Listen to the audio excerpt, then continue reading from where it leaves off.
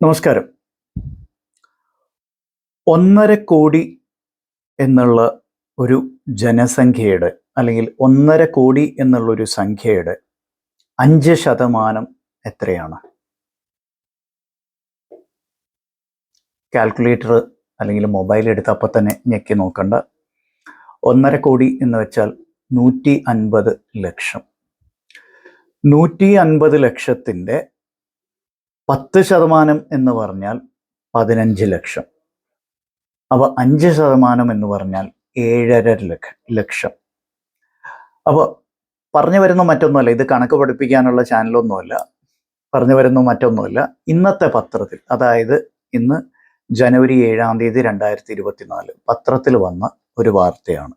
Cos of concern എന്നാണ് അത് പറയുന്നത്. Cause for concern. നമ്മുടെ ജനസംഖ്യയുടെ ഏതാണ്ട് 5% വ്യക്തികൾക്ക് ക്യാൻസറും, ജനസംഖ്യയല്ല, ഈ പറയുന്ന പരിശോധനയ്ക്ക് വിധേയമാക്കിയ 1.5 കോടി വ്യക്തികളിൽ 5%-ലും കൂടുതൽ വ്യക്തികൾക്ക് ക്യാൻസർ എന്ന് വെച്ചാൽ 7.5 ലക്ഷത്തിലും കൂടുതൽ വ്യക്തികൾക്ക് ക്യാൻസർ എന്നും. ഇനി ശ്രദ്ധിച്ചോളൂ, അതുമാത്രമല്ല,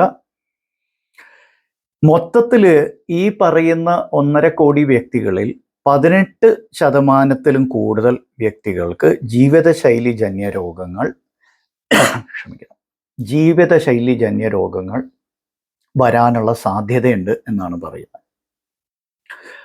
ഇത് കേൾക്കുമ്പോൾ അയ്യേ, ഇതിനു വേണ്ടി ഒരു വീഡിയോ ചെയ്യുന്നോ, ഇയാൾക്ക് വേറെ വിഷയങ്ങളൊന്നും ഇല്ലേ ചെയ്യാൻ എന്ന് തോന്നാൻ സാധ്യതയുണ്ട്. അവരോട് ഞാൻ പറയാണ്, ഈ പറഞ്ഞ കണക്കുകൾ ഈ ജീവിതശൈലി രോഗങ്ങൾ ഇപ്പോൾ വർത്തമാനകാലത്തുള്ളവരെ ഉൾപ്പെടുത്തിയിട്ടില്ല.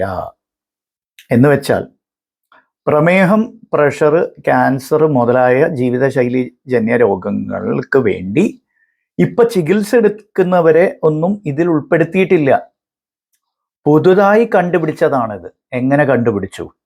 അവിടെയാണ് ആശാ വർക്കേഴ്സ്, ആർദ്രം എന്ന് പറയുന്ന health life style disease screening എന്ന് പറയുന്ന ഒരു സർക്കാർ സംവിധാനത്തിൻ്റെ ഭാഗമായി, സർക്കാർ സംവിധാനങ്ങൾ നടത്തുന്നതിൻ്റെ ഭാഗമായി 1.5 കോടിയിലേറെ വ്യക്തികളെ നേരിട്ട് കണ്ട് അവരെ പരിശോധനയ്ക്ക് വിധേയമായി ഈ ജീവിതശൈലീജന്യ രോഗങ്ങൾ തിരിച്ചറിഞ്ഞു എന്നുള്ളതാണ്.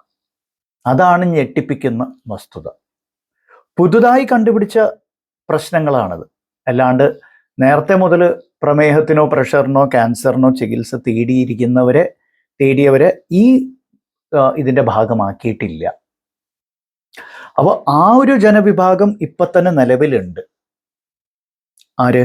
ഈ രോഗങ്ങൾക്ക് വേണ്ടി ചികിത്സ എടുക്കുന്നവർ. അവർക്ക് രോഗനിർണയം നേരത്തെ കഴിഞ്ഞു, അവർ ചികിത്സ എടുത്തുകൊണ്ടിരിക്കുന്ന അവരെ അതിൽ നിന്ന് ഒഴിവാക്കി, നിലവിലുള്ളവരെ.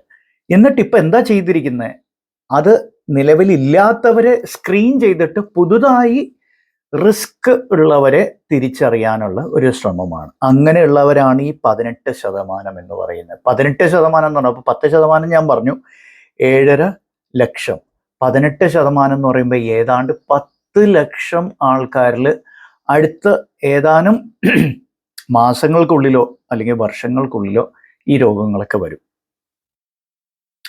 ഇത് പഠന വിധേയമാക്കിയവരുടെ കണക്ക് മാത്രമാണ് കേട്ടോ. അതാക്കാത്തവർ വേറെ കിടപ്പുണ്ട്. അതിലേക്ക് ഞാനിപ്പോൾ കിടക്കുന്നില്ല.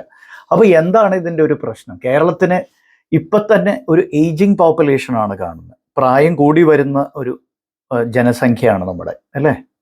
അത്തരത്തിലാണ് നമ്മുടെ സാമൂഹിക കാര്യങ്ങൾ, സാമൂഹികമായിട്ടുള്ള മാറ്റങ്ങൾ നമ്മളെ ബാധിക്കാൻ പോകുന്നത്.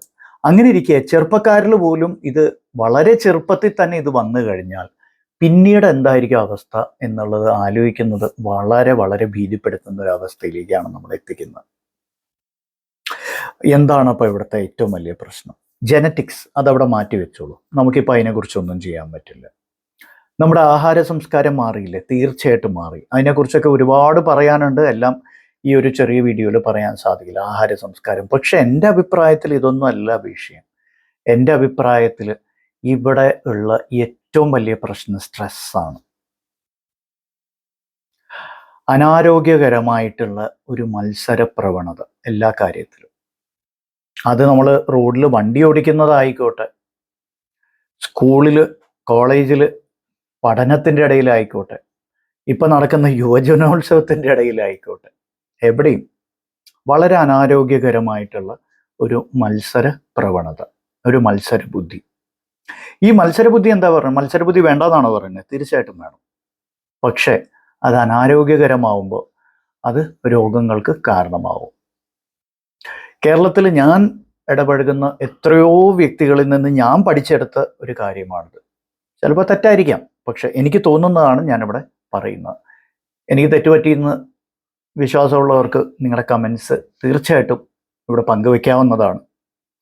അപ്പോൾ ഈ സ്ട്രെസ്സ് പലപ്പോഴും ഉറക്കക്കുറവിനും പലതരത്തിലുള്ള പിരിമുറുക്കങ്ങൾക്കും ആഹാര രീതികളും, ബിക്കോസ് സ്ട്രെസ്സിന് ശരിക്കും ഒരു പരിഹാരമായിട്ട് പലരും കാണുന്നത് ക്രേവിങ്സിൽ അവർക്ക് കിട്ടുന്ന ഫുഡാണ്. ഹൈ കലോറി ഫുഡാണ്. ഭയങ്കര ക്രേവിങ്സ് ആയിരിക്കും ഇവർക്ക്, ഈ കൂട്ടർക്ക്. കംഫർട്ട് ഫുഡ് എന്ന് പറയും. അപ്പോൾ സ്ട്രെസ്സിൽ നിന്നൊരു മോചനം അല്ലെങ്കിൽ അതിൽ നിന്നൊരു ആശ്വാസം കിട്ടാൻ വേണ്ടി അവർ ചെയ്യുന്ന ഒരു പരിപാടിയാണ് കൈ കിട്ടിയത് ജങ്ക് ഫുഡൊക്കെ എടുത്ത് വലിച്ചു വാരി കഴിക്കുക. അപ്പോൾ ദ ബേസിക് പ്രോബ്ലം ഈ സ്ട്രെസ്, ഫുഡ് അല്ല. ഫുഡ് അതിൽ നിന്ന് ഉരുത്തിരിഞ്ഞു വരുന്ന ഒരു പ്രശ്നമായിട്ട് വേണം കരുതാൻ. പിന്നെ സ്ട്രെസ്സിൻ്റെ ഭാഗമായിട്ട് ഇവർ പലപ്പോഴും എക്സസൈസ് ചെയ്യില്ല, അവരുടെ ശരീരത്തിന് വേണ്ട വിധത്തിൽ കാത്തു സൂക്ഷിക്കില്ല. അങ്ങനത്തെ ഒരുപാട് പ്രശ്നങ്ങളുണ്ട്. So in my humble opinion, എൻ്റെ ഒരു എളിയ അഭിപ്രായമാണ്, സ്ട്രെസ് മാനേജ്മെൻ്റ് ആയിരിക്കണം ഈ ഒരു പ്രശ്നത്തിന് പരിഹാരമായിട്ട് നമ്മൾ കാണേണ്ടത്. അത് വീട്ടിലോ സ്കൂളിലോ കോളേജിലോ ജോലി സ്ഥലത്തോ അല്ലെങ്കിൽ നമ്മുടെ എവിടെയാണ് നമ്മൾ ജീവിക്കുന്നത് അവിടെ ആരായിരുന്നാലും ശരി, all these people are prone to high levels of stress. അത് ഈ പഠനത്തിൻ്റെ ഭാഗമാക്കിയിട്ടില്ല എന്നുള്ളത് വളരെ ശ്രദ്ധ വേണ്ടി വരുന്ന ഒരു വിഷയമാണ്. സ്ട്രെസ് എത്രത്തോളം ഈ ലൈഫ് സ്റ്റൈൽ ഡിസീസസിനെ, ഓഫ് കോഴ്സ് മേ ബി അടുത്ത സ്റ്റേജ് കഴിയുമ്പോഴേക്കും, ഇനിയിപ്പോൾ നെക്സ്റ്റ് സ്റ്റേജ് വരുന്നുണ്ടെന്നാണ് ആരോഗ്യമന്ത്രി പ്രഖ്യാപിച്ചിരിക്കുന്നത്. അപ്പോൾ ഒരുപക്ഷെ അതിനുശേഷം കുറേയും കൂടി വ്യക്തത കിട്ടും ആർക്കൊക്കെയാണ് ഈ പ്രശ്നങ്ങൾ കൂടുതലുള്ളത് എന്നും അവരിൽ സ്ട്രെസ് എങ്ങനെ കുഴപ്പങ്ങൾ കൂടുതലുണ്ടാക്കുന്നു എന്നും വ്യക്തമാവുമായിരിക്കാം. ബട്ട് ആസ് ഓഫ് നൗ വളരെ ഭീതിപ്പെടുത്തുന്ന, വളരെ ആശങ്കപ്പെടുത്തുന്ന കണ്ടെത്തലുകളാണ് ഈ ഒരു പഠനത്തിലൂടെ വന്നിരിക്കുന്നത്. ഇതിൽ ഏറ്റവും കൂടുതൽ ഏതാണെന്നറിയോ? പ്രമേഹമോ ക്യാൻസറോ ഒന്നുമല്ല. ഏറ്റവും കൂടുതൽ വന്നിരിക്കുന്ന ബ്ലഡ് പ്രഷറാണ്. ഇപ്പം ഞാൻ പറഞ്ഞത് ശരിയാണെന്ന് നിങ്ങൾക്ക് ബോധ്യപ്പെട്ടു തുടങ്ങിയോ? സ്ട്രെസ്സാണ് ഏറ്റവും വലിയൊരു പ്രശ്നം എന്നുള്ളത് നമുക്ക് എല്ലാവർക്കും അറിയാം.